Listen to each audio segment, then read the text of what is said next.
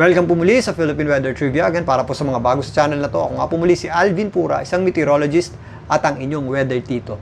Ito ngang bagyong Francisco ay sumailalim sa tinatawag nating rapid intensification o biglaang paglakas ng isang bagyo.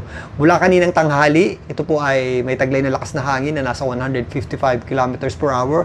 Ngayong hapon, umabot na po iyan sa 175 km per hour na maximum sustained winds o yung kanyang hangin na malapit sa kanyang gitna, at kung minsan may mga pagbugso pang umaabot sa 215 km per hour na lakas ng hangin. Malapit na po iyan sa super typhoon category ng Pag-asa na nasa around 185 km per hour na lakas ng hangin. So malapit na po yan, posible ngayong gabi hanggang mamayang madaling araw ay tumungtong na po yan sa super typhoon category hanggang early morning tomorrow. Sa ngayon, yung pong rapid intensification ay kadalasang nangyayari po dito sa may East Philippine Sea dahil mainit po yung ating karagatan dyan. So warm po yung ating sea surface temperature at halos 30% ng mga bagyo natin na dumadaan dyan is sumasailalim nga sa tinatawag na rapid intensification. Pero sa kabutihang palad, hindi po natin inaasahang maramdaman yung kanyang pinakamalalakas na hangin na malapit sa kanyang gitna sa anumang bahagi ng ating landmass o kalupaan dahil yung kanyang center or yung kanyang gitna ay hindi natin inaasang tumama sa lupa. Ito po ay mananatiling offshore or nandito sa katubigan. Pero yung kanyang panglabas na kaulapan o yung kanyang outer rain bands at wind field ay sasabit po dito sa areas ng Northern Luzon, particularly dyan sa Cagayan, kasama na po dyan ang extreme Northern Luzon. Maliban dyan, patuloy pong hinihila nito pong bagyong Francisco, ang ating habagat o southwest monsoon na nagdudulot naman ng mga pagulan sa malaking bahagi nating bansa, Luzon, Visayas, Mindanao, kasama na po dyan ang area ng Mimaropa at Bicol region. Bago natin talakayin ang mga pagulan dulot ng habagat at nito pong bagyong Francisco, silipin muna natin itong official forecast track ng Pag-asa para po dito sa bagyong Francisco. Narito po ang pinakahuling forecast track ng Pag-asa para sa bagyong Francisco. Kung mapapansin nyo dito, medyo maliit yung kanyang kulay pula. Ito po yung ating more than 89 km per hour na lakas ng hangin. Dahil po medyo compact po yung ating bagyo, medyo siksik po siya. So yung kanyang pinakamalalakas na hangin ay concentrated doon sa kanyang gitna. Pero maliban dyan, possible nga itong umabot sa super typhoon category habang nandito sa may eastern section ng extreme northern Luzon.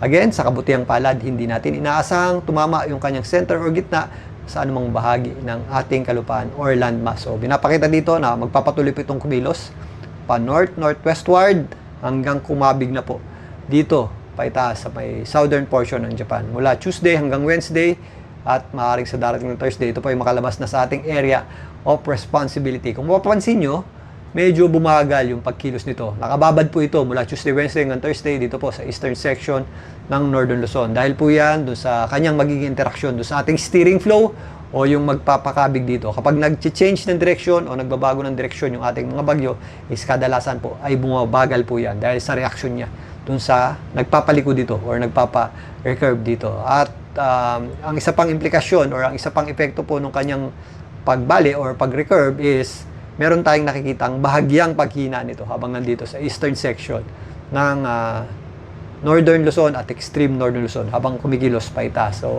possible po yung bumalik sa typhoon category as early as Wednesday hanggang Thursday dahil po doon sa interaction nun tinatawag nating steering flow. At yun nga, sa ngayon, ito pong kulay dilaw lamang o yung at least 39 km per hour na lakas ng hangin ang ating inaasahan. Sumabit dito sa eastern section ng Northern Luzon, ang Cagayan area at ang extreme Northern Luzon. Pati na po ang Babuyan at Calayan Group of Islands. So dahil po sa pagsabit ng kanyang outer wind field, nakataas po ang tropical cyclone wind signal sa mga ilang areas ng Cagayan, Babuyan at Calayan Group of Islands. Kasama na po dyan ng Batanes. Ito pong malaking bahagi ng extreme Northern Luzon. Again, ito po ay mga possible na gusty winds at minimal damage po sa mga kabahayan, especially do sa mga light materials na bahay.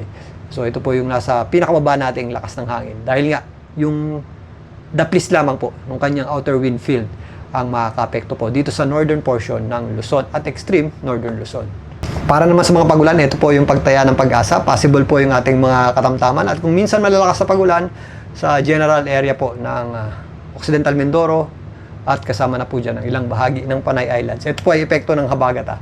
Ito namang areas ng Cagayan at extreme northern Luzon, ito po yung outer bands o yung panglabas na kaulapan or direct effect na ng paglapit o unti-unting paglapit nitong bagyong Francisco sa ating kalupaan o landmass. Maliban po doon sa mga lugar na nabanggit natin para sa pagtaya ng Pag-asa, Ito pong mga areas sa Isabela, Aurora, Bicol Region, ito po yung ating inflow ng hangin o yung hangin na patungo sa mismong bagyo or yung sinasabi nga natin buntot ng bagyo.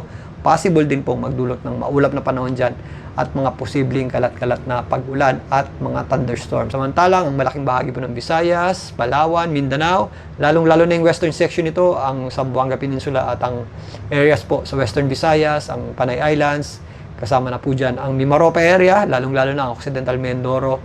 Meron po tayong mga posibleng pag-ulan at thunderstorms dahil po sa epekto ng habagat o southwest monsoon. Samantalang, ito pong mga area sa Calabarzon, including Metro Manila, Cavite at Batangas, is mula bukas hanggang sa Wednesday, magiging maulap po yung panahon natin at kung minsan, meron tayong mga posibleng pag-ulan. Epekto po yun ng habagat at hindi po ng ating bagyo.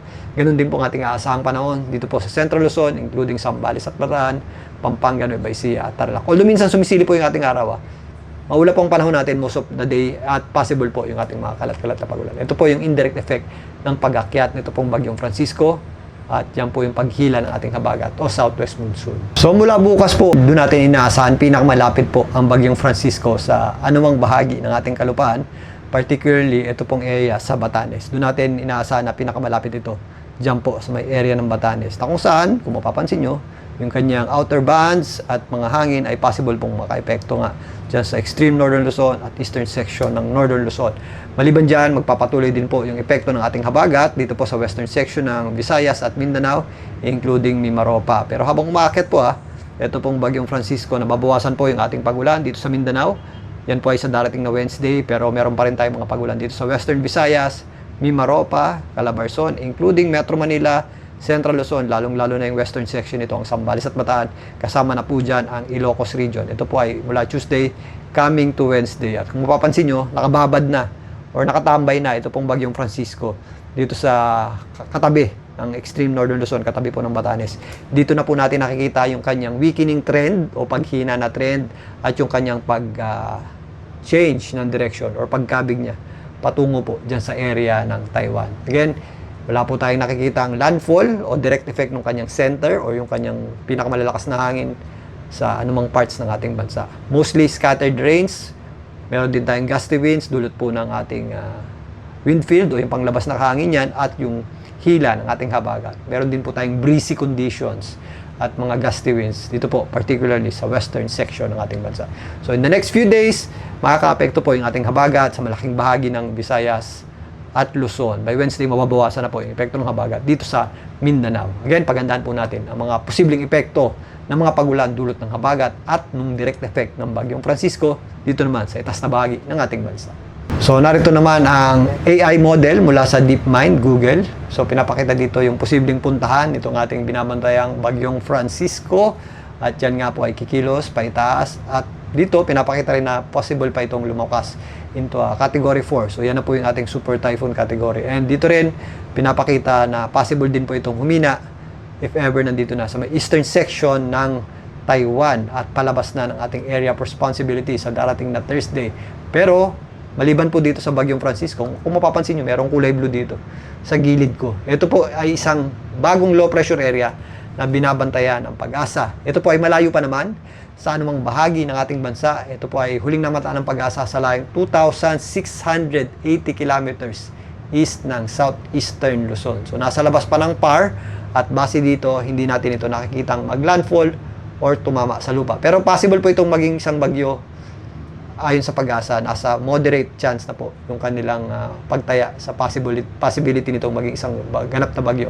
Pero kung papansinin nyo dito, if makakit na po itong bagyong Francisco, yung bagyong may international name na Mekhala, magkakaroon tayo ng area of relatively mas mababang pressure dyan sa general area na yan. Kung saan, dun po pupunta o dun pipiliin itong panibago nating binabantayang sama ng panahon. Pumunta. So, dun niya pupunta kasi ang mga bagyo pumupunta po sa path of low resistance. Gusto nila doon sa mas madaling daanan. So, para siyang binuldozer itong bagyong si Mekhala. So, dito na po yung daan yan. Sa ngayon, hindi natin ito nakikitang maglandfall or tumama sa lupa or makaapekto sa anumang bahagi ng ating bansa. Sa ngayon, ito pong bagyong Mekhala o ang bagyong may local name na Francisco ang ating concern at pagtutuunan ng pansin. So, yun na nga po, sumailalim sa rapid intensification at biglang nagkamatanga ito pong bagyong Francisco at posible po itong umabot sa hanggang super typhoon category. Pero again, hindi natin ito inaasahang mag-landfall o tumama sa lupa o yung kanyang pinakamalalakas na hangin malapit sa gitna ay wala pong magiging epekto sa ating bansa. Ganun pa man, possible pa rin po yung ating mga pagulan at malalakas na bugso ng hangin, lalong-lalo na po dito sa itaas na bahagi ng ating bansa, maging ang epekto ng habagat. Kaya pagandahan din po natin yan. Balikan natin itong bagyong Francisco bukas. Muli ito po ang inyong Weather Tito para sa Philippine Weather Trivia. Magandang gabi po.